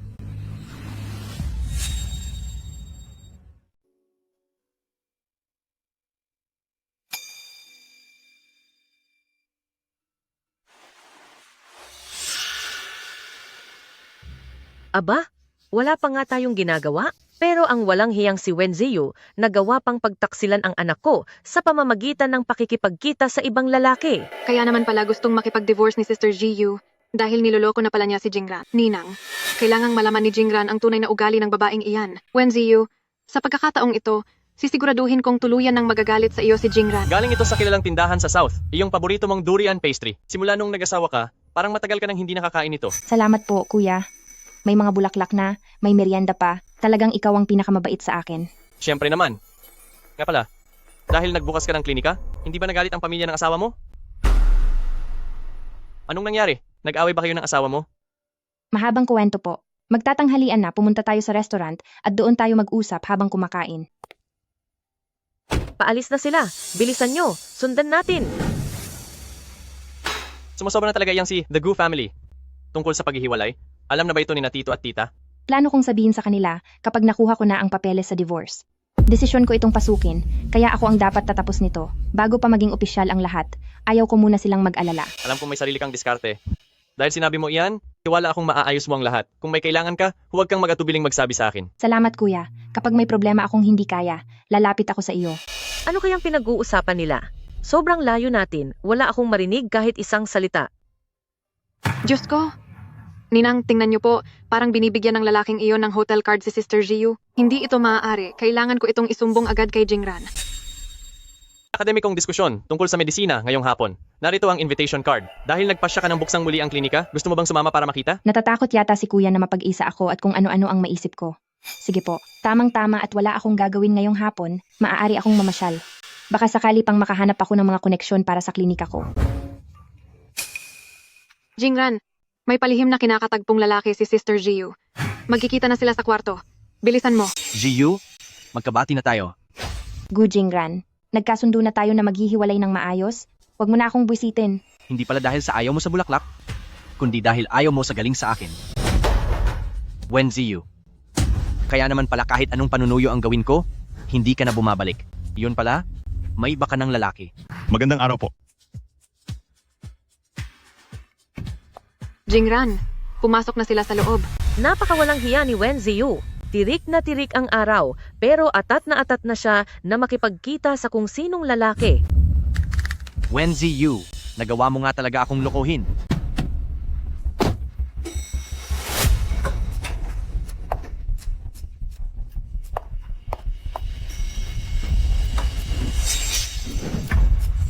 Dali, pulihin natin sila.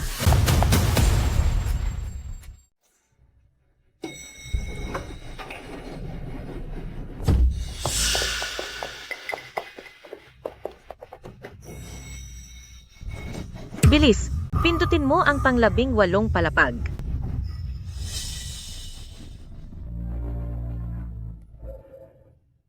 Anong oras na? Mukhang wala nang ibang darating. Sige, pumasok na rin tayo sa loob.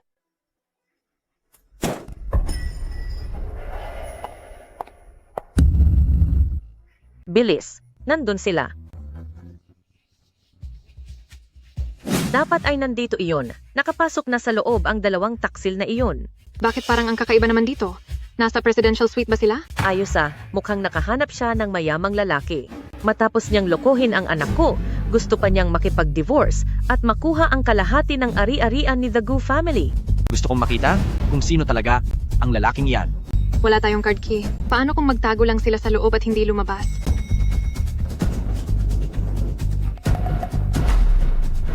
Ang walang hiyang babaeng ito, hindi ko siya titigilan ngayong araw. Wen Jiyu, sa oras na mahuli kita sa akto, tingnan natin kung may masasabi ka pa. Wen Ziyu, walang hiya ka. May lakas ka pang lumabas para makipagkita sa ibang lalaki. Sino ba kayo? Para ito sa pagtitipon ng mga eksperto sa medisina. Kung walang imbitasyon, ay bawal pumasok sa loob. Pagtitipon ng mga eksperto?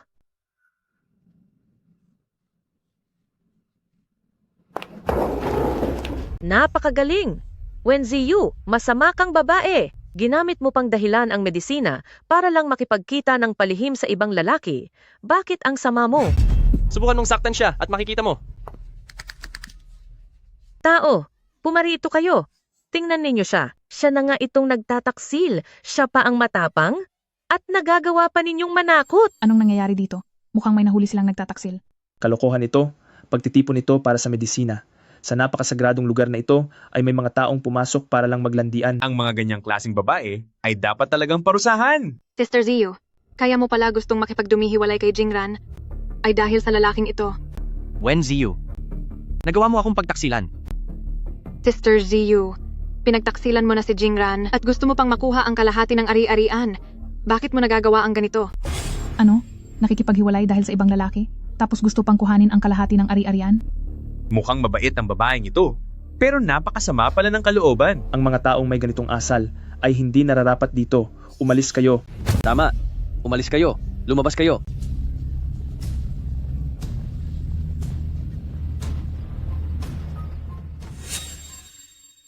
Bilang asawa ni Ziyu, ito ba ang paraan para lang panoorin na kinakawawa ang sarili mong asawa nang wala kang ginagawa? Anong karapatan mong pagsalitaan ako? Lalaking nakikiapid ka? Gu Jingran, tama na yan. Pinsan ko siya. Hindi siya ang lalaking sinasabi nyo. Ngayon din, humingi kayo ng paumanhin sa kanya. Pinsan? Hindi nga. Ibig bang sabihin ay nagkamali tayo? Imposible. Nagsisinungaling siya. Wen Ziyu, may lakas ka ng loob na gawin yan pero wala kang lakas na umamin. Huwag mong isiping sa pagpapanggap na pinsan mo ang lalaking yan ay maniniwala na kami sa iyo. Tama, Sister Ziyu. Handa mong iwan ang kasal mo para sa kanya? Tapos ngayon ay magsisinungaling ka? Hindi mo ba nararamdaman ang konsensya mo? Sinasabi ko ang totoo. Bakit naman ako makakonsensya? Sa halip ay kayo. Dahil hindi kayo marunong kumilala ng tama at mali. Nanggugulo kayo rito sa event at paulit-ulit niyong pinaparusahan ang relasyon ko sa pinsan ko. Ano bang masamang binabalak niyo? May ebidensya ako na hindi namin kayo pinarurusahan sa maling paratang. Tignan niyo, halatang nagyayakapan silang dalawa. Sa mga normal na magpinsan, magagawa ba nilang sa harap ng maraming tao ay magyakapan ng ganoon kalapit? Kung titingnan mo, parang hindi nga sila magpinsan. Ito ay paraan lang nila para lokohin tayong lahat. Sister Ziyu, kahit na hindi mo mahal si Jingran, hindi ka dapat naghahanap ng ibang lalaki. Madumi lang ang puso mo, kaya madumi ang tingin mo sa lahat. Binibintangan niyo kami ng pinsan ko na may malaswang ugnayan, siya Shuyao. Gusto mo bang sirain ang puri ko sa harap ng lahat o gusto mong sirain ang reputasyon ni the Gu family? Hindi po, Jingran. Halata namang si Sister Ziyu ang may ginagawang hindi maganda sa labas, pero ayaw lang niyang umamin.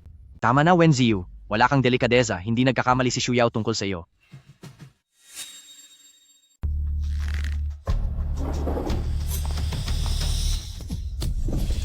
Go Jingran, wala kang kwenta. Kaya pala gustong makipag-divorce ni Ziyu sa'yo. Magbabayad ka. May nag-aaway, may nasaktan. Bilis, hulihin niyo ang lalaking iyan. Tigil. Tumigil na kayo. Mga tao, paghiwalayin sila. Masakit ba? Pasensya na kuya, nadamay pa kita. Wen Ziyu, ako ang asawa mo. At sa harapan ko, talagang nag-aalala ka sa ibang lalaki. Gu Jingran, kung magwawala ka, gawin mo sa bahay, huwag kang gumawa ng eksena dito.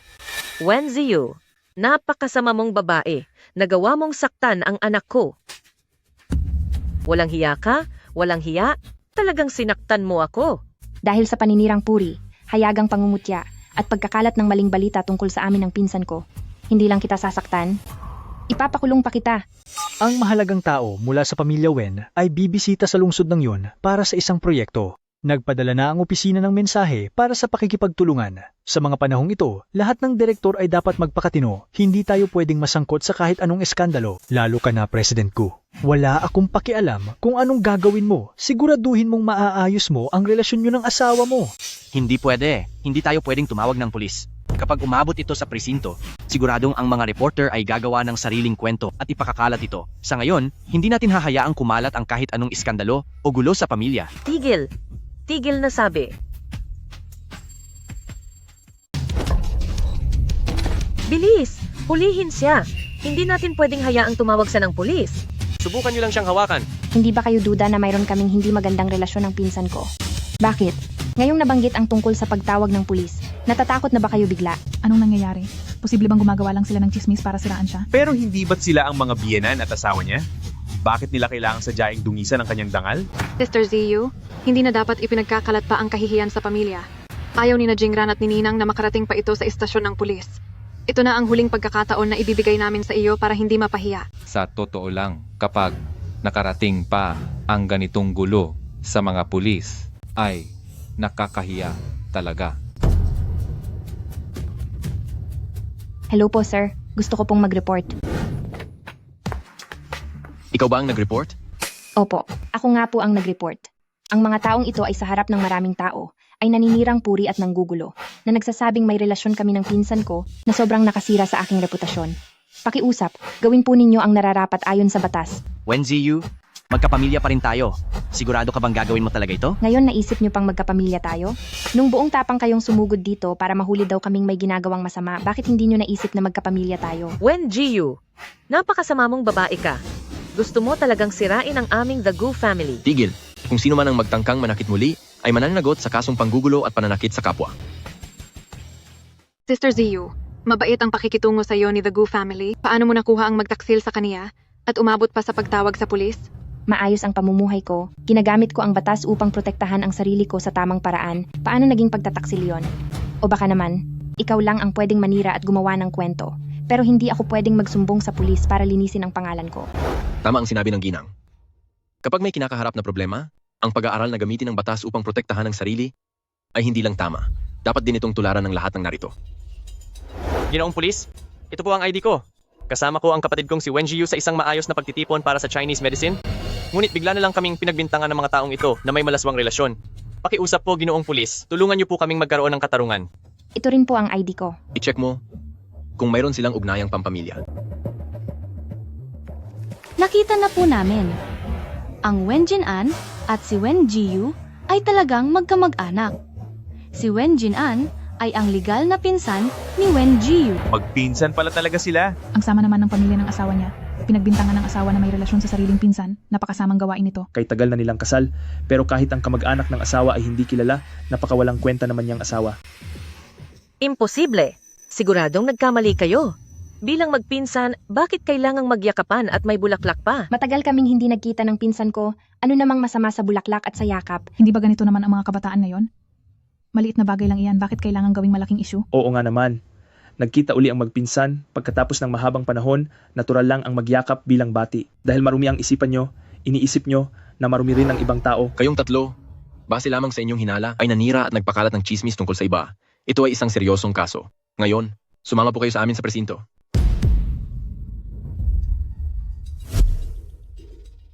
Siya ay manugang ko, ito ay usaping pampamilya namin. Wala kayong karapatang ilayo kami. Ziyu, makinig ka. Nagkaroon lang kami ng pagkakamali sa iyo ngayon. Kaya kausapin mo na ang mga pulis at kalimutan na natin ang lahat. Gawin nyo kung ano ang nararapat na gawin. Maraming salamat po sa inyo. Walang anuman po. Makipagtulungan na lang po kayo ng maayos. Kung hindi, ay masasampahan kayo ng kasong obstruction of justice. Dahil sa kasalukuyang katayuan at posisyon ng The Gu family, kapag dinala sa presinto, malamang ay dadaan lang ito sa proseso at mabilis din silang mapapalabas. Alam ko. Pero basta't mabigyan sila ng abala, kahit dumaan lang iyon sa proseso, masaya na ako. Kung alam ko lang noon pa na mahihirapan ka sa piling ng The Gu family, dapat pala ay pinigilan na kita. Wala nang silbi ang panghihinaya ngayon. Mabuti na lang, at hindi na magtatagal, tuluyan na akong makakalayo sa The Gu family. Walang hiyang babaeng ito si Wen Ziyu. Nagawa niya talaga kaming ipakulong sa mga pulis? Tama na, sa bahay na natin pag-usapan iyan. Huwag mo na kaming ipahiya dito. President Gu, galit na galit ang mga board of directors. Pinapabalik po nila kayo ngayon din sa kumpanya.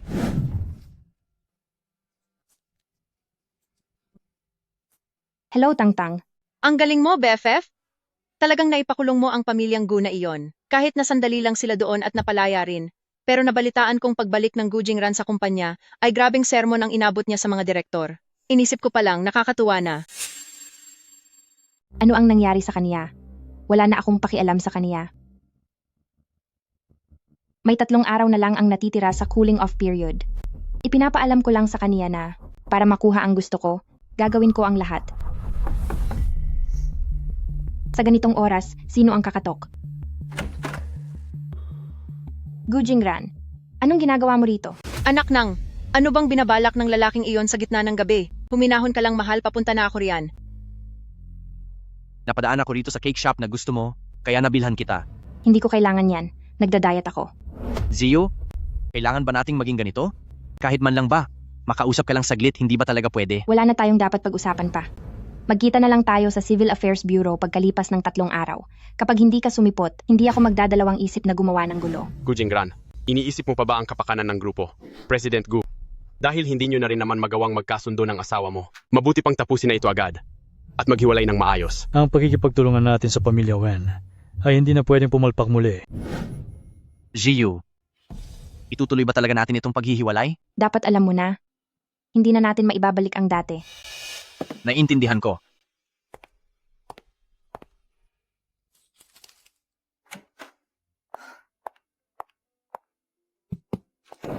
Gu Jingran, sinabi nang huwag ka nang pupunta rito. Teka, nasaan na iyon? Kanina pa siya nakaalis. May cake sa ibabaw ng lamesa. Maghiwa ka na lang kung gusto mong kumain. Nakakapagtakang nakiisa siya ngayon? Nakusa siyang umalis.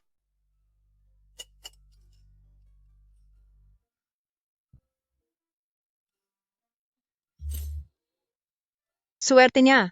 Mabuti na lang at mabilis siyang tumakas. Selyado na ang mga papeles at may bisa na. Simula ngayon, opisyal na kayong pinalaya sa inyong pagsasama. Simula ngayon, ang parehong panig ay hindi na manghihimasok sa kalayaan ng isa't isa. Para naman sa paghahati ng mga ari-arian, ito ay ayon sa napagkasunduan sa diborsyo.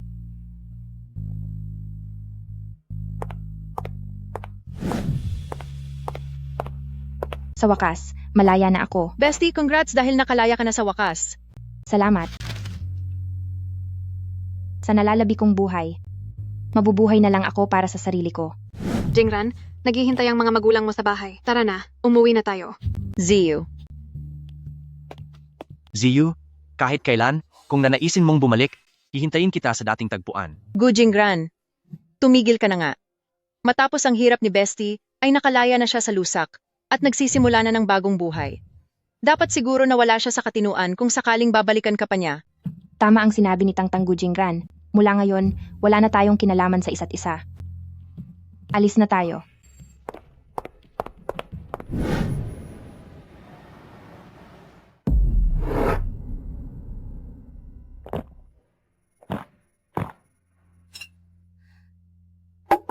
Jingran, napakawalang hiya ni Sister Ziyu. Hindi mo siya dapat pinahahalagahan. Kalimutan mo na siya. Shuyao, huwag kang magsalita ng ganyan tungkol kay Ziyu. Mabuti siyang tao. Napakabuti niya. Jingran, magising ka sa katotohanan. Iniwan ka na niya. Hiwalay na kayo. Imposible. Hindi niya ako iiwan. Ilang taon ang pinagsamahan namin. Kasalanan ko. Marami akong pagkukulang sa kanya. Basta't maghihintay ako rito, siguradong babalik siya. Jingran, kalimutan mo na si Sister Ziyu. Bakit hindi na lang tayo? Hindi alam ni Sister Ziyu ang halaga mo. Pero ako, alam ko, mas bata ako kaysa kay Sister Ziyu at mas maalaga. Xia Shuyao, nababaliw ka na ba? Xia Shuyao, nababaliw ka na ba? Sa isip at puso ko, isa ka lang kapatid. Hindi maaari. Hindi ito maaari. Jingran, alam kong may nararamdaman ka para sa akin. Ayaw kong maging kapatid mo lang. Gusto kita. Gusto kitang makasama.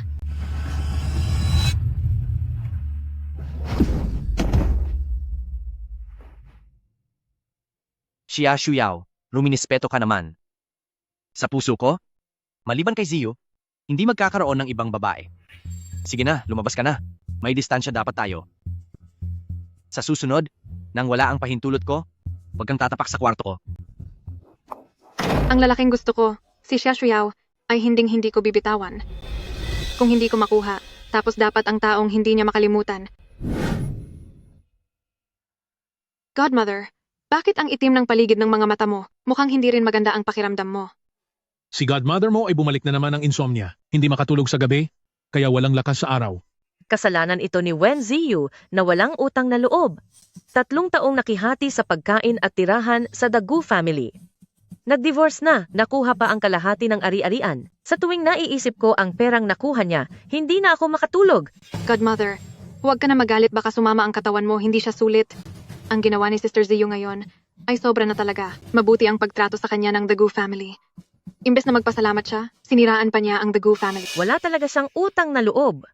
Nagkamali ang The Gu family nang pakasalan siya, pero kahit ganoon, hindi pa rin siya malimutan ni Jingran. Kahit na uminom siya ng uminom at magmukhang kawawa. Suwail na anak, wala kang silbi. Ang Wenjiu na iyon na walang utang na loob, habang buhay nang hindi makakatapak sa The Gu family. Sa totoo lang, naiinis ako para sa inyong dalawa dahil masama po sa inyong kalusugan ang palaging galit, Sister Ziyu. Pero ginagamit ang pera ng The Gu family para magpatakbo ng sariling klinika at mukhang umaasenso pa ang buhay niya. Walang hiya. Napakawalang hiya niya. Iyan ang perang pinaghirapan ng The Gu family. Bakit kailangang siya ang makinabang? Tama na, napirmahan na ang mga dokumento at tapos na ang divorce. Kahit anong galit mo, mabubawi pa ba natin ang pera? Sa katunayan, hindi naman imposible iyan. Shuyao, may paraan ka ba? Ang pera ng The Gu family, talaga bang mababawi pa? Kakaumpisa pa lang ng klinika ni Sister Ziyu, kaya hindi pa matatag ang kinalalagyan niya. Kung may mangyaring hindi maganda, mawawala sa kanya ang lahat. Pagdating ng oras na iyon, iyang perang kinuha niya sa The Gu family, pipilitan siyang ibalik ito sa atin. Doktor, nagdurumi po ako at parang gusto kong sumuka, tingin ko. Nalason ako sa pagkain. Bilis, bigyan mo ako ng gamot. Magandang araw po. Dito po sa aming klinika, kailangang suriin muna bago resetahan ng gamot. Maupo po muna kayo riyan sa upuan para masuri ni Dr. Wen ang pulso nyo.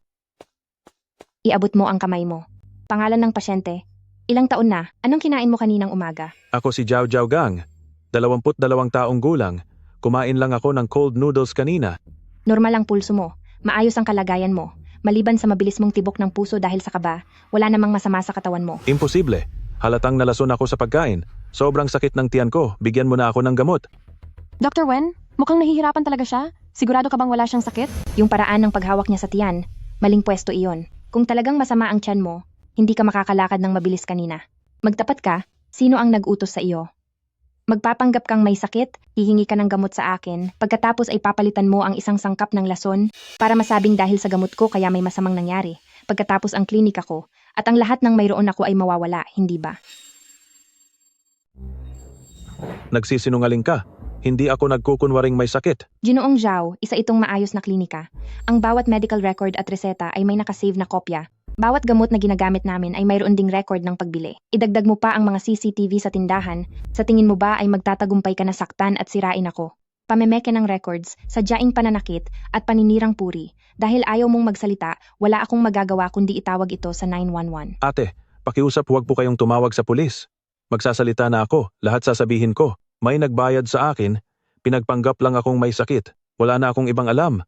Hindi ko gustong saktan kayo. Totoo po ito. Sino siya? Lalaki ba o babae? Anong itsura niya? Isang lalaki, nakalbo, at may malaking peklat din siya sa mukha. Maari kitang hindi panagutin, pero kailangan mong pumunta sa presinto para magbigay ng salaysay. Walang hiyang yan. Napakadaling gawain lang. Sinira niyo pa. Mga walang silbi. Nabuko ang pagpapanggap ng batang iyon at dinala na siya ng mga pulis. Ano na? Nagawa ba ang plano? Nabuko ni Sister Ziyu ang ating balak, agad siyang nagpatawag ng pulis at ipinahuli ang nagkunwaring pasyente. Ano? Nabuko? Ibig sabihin ba nito ay wala na tayong magagawa sa kanya? Hindi, mayroon pa tayong huling paraan.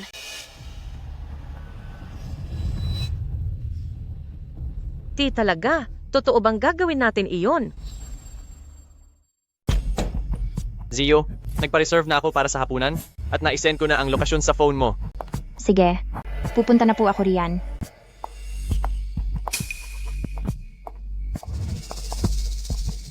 Guni-guni ko lang ba ang lahat? Maliwanag na ikaw ang pinupuntirya nila rito. Kaso bayaran lang ang lalaking iyon, kaya wala tayong makuhang impormasyon sa kanya. Hinala ko dahil hindi sila nagtagumpay sa pananakit sa iyo, siguradong may susunod pa silang plano. Dapat kang mag-ingat sa loob ng 2 araw na ito.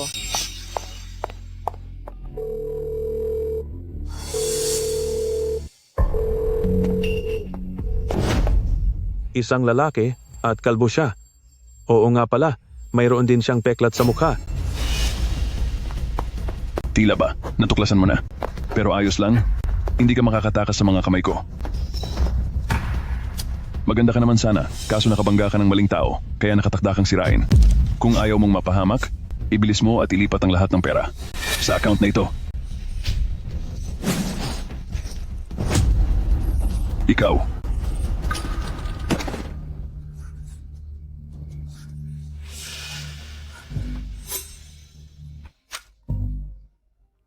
Hello, Ziyu? May kinausap lang ako sa phone kanina. Nandiyan ka na ba? Kuya, may gustong sumakit sa akin, pero napatulog ko siya. Tingnan mo, pumapayat ka na, kumain ka ng marami, para lumakas ka. Pa, hindi po ako gumagawa ng eksena. Sabi po ng doktor ay allergic ako sa isda, mamamaga ang lalamunan ko. Ma, hindi ko po talaga pwedeng kainin iyan, pakiusap po. Huwag niyo na akong pahirapan. Gujingran, tulungan mo ako. Kasalanan ko ang lahat. Ako ang nagwala kay Ziyu. Ang buong pamilya natin ang nagtaboy sa kanya. Sa totoo lang, ayaw niya lang talagang kumain ng isda. Jingran, sinisisi mo ba kami? Si Wen Ziyu, na walang utang na loob na iyon, hindi siya karapat-dapat na alalahanin mo pa. Wala kang kwentang anak. Dahil lang sa isang babae, tingnan mo kung paano mo pabayaang masira ang sarili mo. Gu Jingran, ang palagi mong iniisip na si Wen Jiyu, maya-maya lang masisira na siya dahil sa iyo.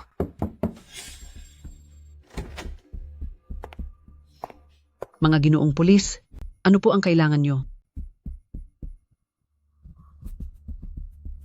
Sino rito si Chin Peilan?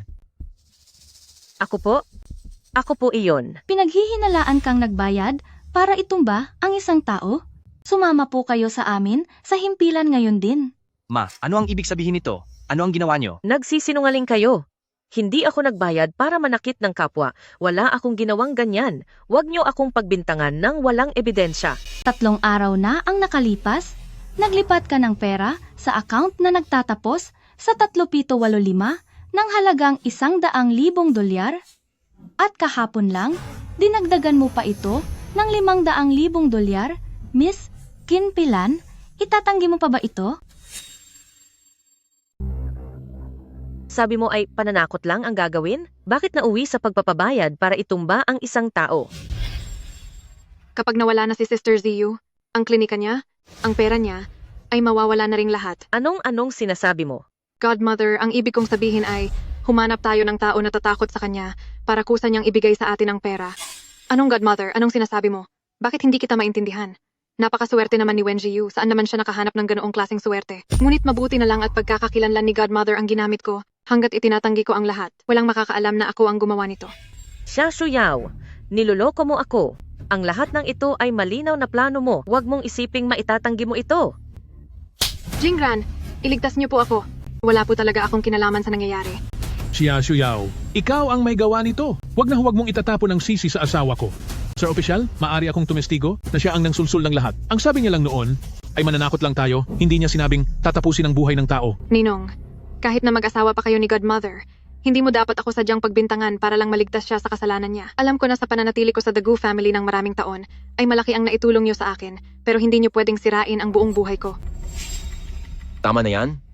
Sumama kayong lahat sa istasyon para sa interogasyon.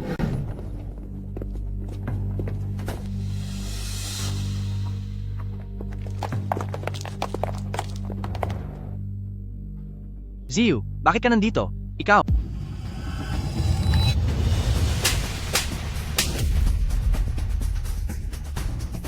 Wen Ziyu, nababaliw ka na. Anong karapatan mong saktan ng nanay ko?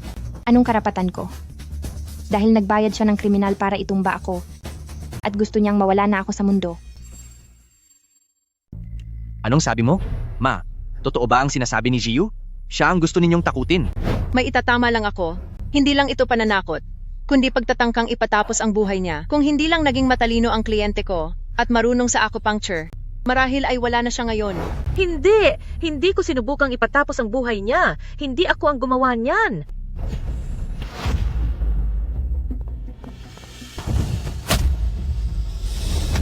Hinto. Bawal ang makipag-away sa loob ng presinto. Kuya, huwag ka nang magalit. Gu Jingran, 3 taong ikinasal si Ziyu sa The Gu family at matinding paghihirap ang dinanas niya. Ngayong sa wakas ay hiwalay na sila, gusto niyo pa ring tapusin ang buhay niya? Daig niyo pa ang masamang loob. Huwag kang mag-alala. Sa pagkakataong ito, bilang abogado ni Ziyu, gagawin ko ang lahat para maparusahan kayo ng mabigat ng hukom. Hindi ako pwedeng makulong. Hindi ko gustong may mawala. Si Shuyao ang may gawa. Siya ang gumawa ng lahat. Dapat siya ang huliin nyo. Godmother, alam kong galit ka kay Ate Ziyu dahil nakuha niya ang kalahati ng ari-arian ng The Gu family. Pero hindi mo dapat ginawa iyon, ang magbayad para tapusin siya. Ngayong nabuko na ang lahat, ibinibintang mo naman sa akin. Bakit mo ito nagagawa? Tama na yan, dalhin na sila sa loob. Ihiwalay ang pagsisiyasat sa kanila.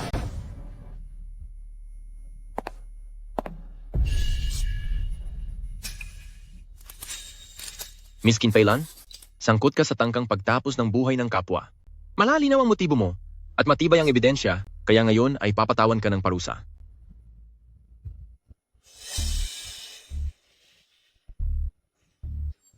Siya, Shuyaw, walang hiya ka. Sinira mo ang buhay ko.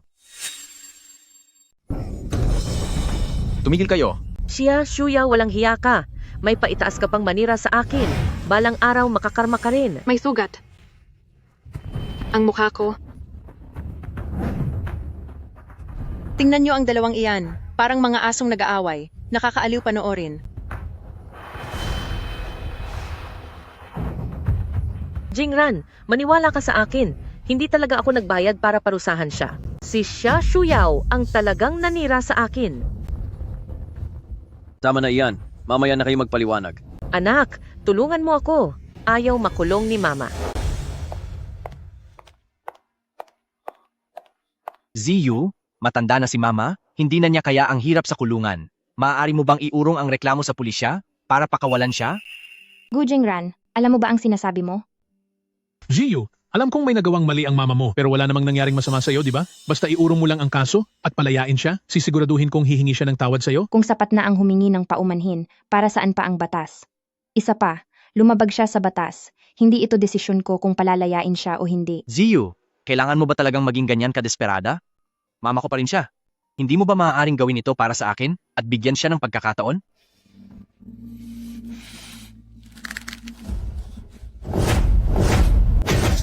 Go Jingran! Maayos pa ba yung sinasabi mo? Si Ziyu ang biktima rito. Wala kang pakialam kung nasaktan siya. O kung natakot siya sa sitwasyong iyon, tapos ngayon, kapal ng mukha mong pakiusapan siyang palayain ng nanay mo? Go Jingran! Isa kang basura. Dapat ka lang mabulok habang buhay sa putikan. Hindi mo deserve maging masaya. Nagkamali ang nanay mo, kaya dapat siyang managot sa kanyang ginawa. Ang bagay na ito ay wala nang dapat pang pag-usapan. Hindi lang sa wala ng pag-uusapan, magtitipon din ako ng ebidensya at hihilingin sa huwes ang pinakamabigat na parusa.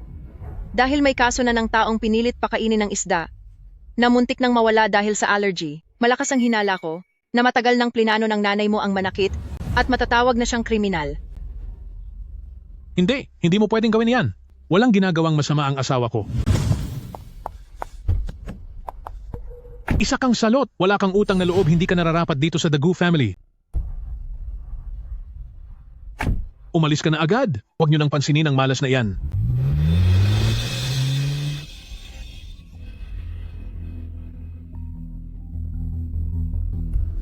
Hello? Hello, Yayaw. Ito ang mama mo.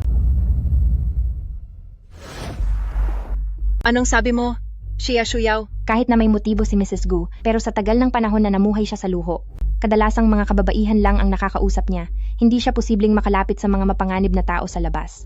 Pagdating naman kay Mr. Gu, mataas ang tingin niya sa sarili at lalong hindi siya bababa para makihalubilo sa mga ganyang tao. Kaya pala siya ang tunay na may sala. Siya ang nagplano ng lahat. Pagkatapos ay isinisi ang lahat kay Mrs. Gu. Pero ano kaya ang motibo niya sa paggawa nito? Dati sa The Gu family ay lagi niya akong pinupuntirya. Naiintindihan ko pa iyon dahil gusto niya akong mapaalis para makuha niya ang posisyon ko. Pero ngayon, hiwalay na kami ni Gu Jingran. Sinasabing wala na dapat nakaharang sa kanya. Kanina lang sa istasyon ng pulis, sila ni Gu Jingran ay parang wala namang kakaiba. Hindi kaya dahil ito sa pag-ibig na hindi nasuklian at pagkatapos ay sa iyo niya ibinubuhos ang lahat ng galit niya?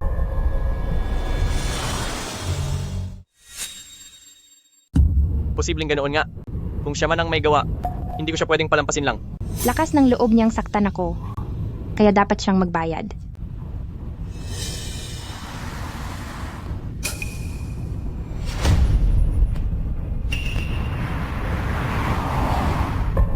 Hindi ba si Xia Shuyao iyan? Sino ang kasama niya ngayon?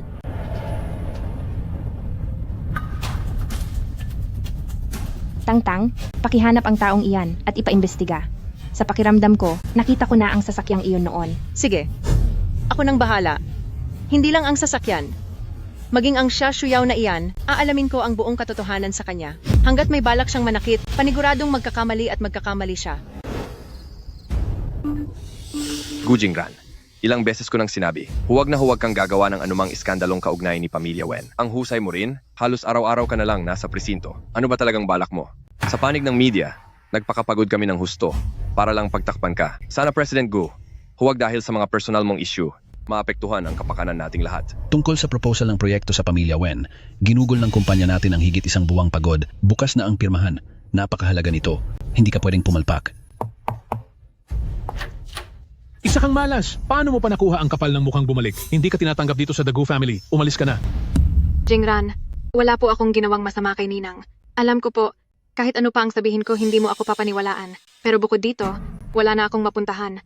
Pwede bang bigyan mo muna ako ng 2 araw? Lilipat din ako kapag nakahanap na ako ng tirahan.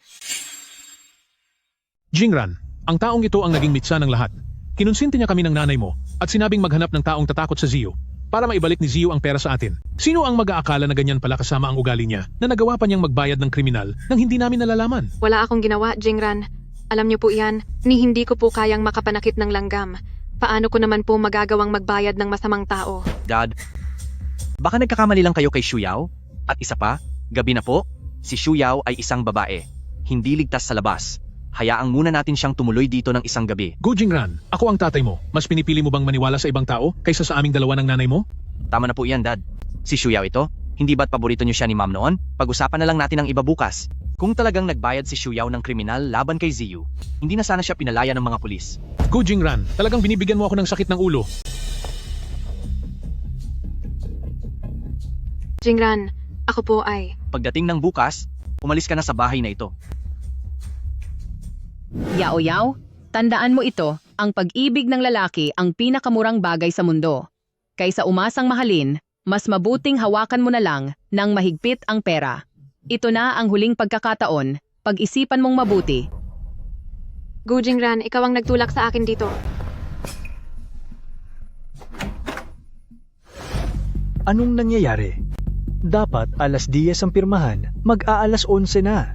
Sir Director Wang, may masamang balita, kani-kanina lang.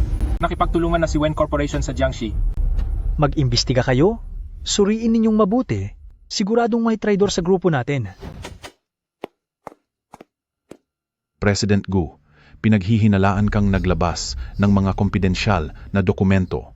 Ngayon, sa kasong commercial crime, formal ka naming inaaresto.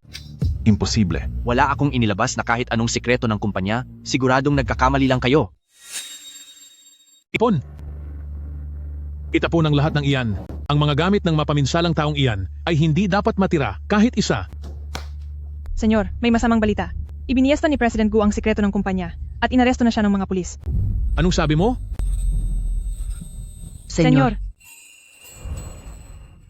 Baby, bilis tingnan mo.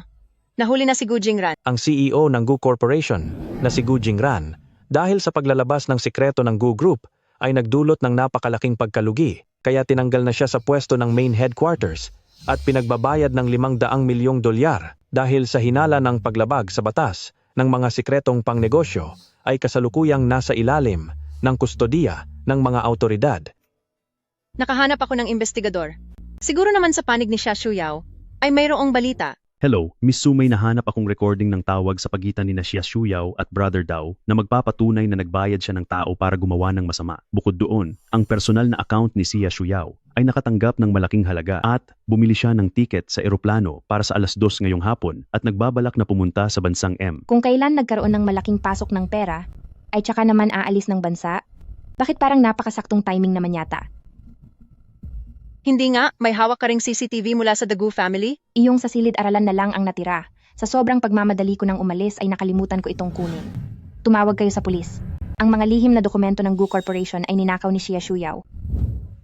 Si Gu Group Gu Jingran, na sangkot sa krimeng pangnegosyo, ay formal na inaresto ng pulisya. Yao-yao, basta ba ay gusto mong kunin ang project proposal sa computer ni Gu Jingran at nakawin ito, handang magbayad ang Jiangxi ng $10 milyong. Gu Jingran, 3 taon kitang sinamahan, akalain ko bang noong mapaalis ko na si Wen Ziyu ay tatanggapin mo na ako. Pero hindi mo ginawa. Tama ang sinabi ng nanay ko, kaysa umasa sa pag-ibig ng isang lalaki, mas mabuting hawakan ko na lang ang pera. Miss Xia, Arestado ka na. Ang ang nasasakdal na si Xia Shuyao ay nagkasala ng pananakit sa kapwa at paglabag sa mga lihim ng negosyo na nagdulot ng malaking pinsala sa ekonomiya dahil sa napakasamang gawain kaya papatawan ng kaukulang parusa sa bawat kasalanan. Ito ang desisyon ng batas. Pagtanggal ng lahat ng karapatan habang buhay. Hindi ako payag. Hindi ko matatanggap ang desisyong ito. Maaapela ako. Gusto kong mag-apela. Walang hiya ka. Kasalanan mo ang lahat. Pagbabayarin kita. Xia Shuyao, kung ano ang ginawa mo sa iba, babalik din sa iyo.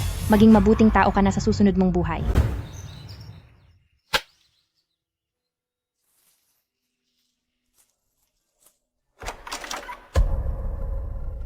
Papa, Mama, nandito na po ako.